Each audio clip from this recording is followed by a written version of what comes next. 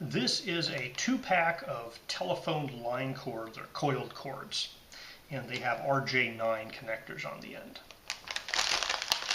I was sent these for you for free. If you wanted to purchase them, they would cost you about $12.50 for the 2-pack, so just a little over $6 for each one of these. So these cables are designed to connect telephones to their handsets for the landline, plain old telephone service, or POT service. They have RJ9 connectors at the end. These are 4-position, 4-connector cables. And they said the cable was about 3 feet long when it was coiled. My estimate there is it's probably a little bit closer to 4 feet when it's coiled, and it says it can stretch to 25 feet when it's fully uncoiled. I think if you stretched it to the full 25 feet, the coil wouldn't necessarily come back together, but you can definitely get, 6 or 9 feet with no problem on this guy, and have it bounce back to where it is.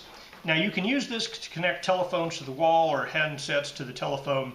I am going to be using this specifically for a telescope, the Meade telescopes.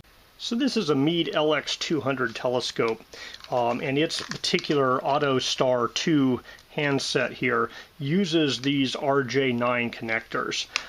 And so the cable I have with it is working fine, but it's a little bit stretched out, so it doesn't really coil the way it used to. So this guy coils, very nicely. It's also a little bit longer, but I'm just going to plug that into the handbox connector and then into the base of my handbox here. And when I do that, it lit up and it's starting to do the GPS fix here.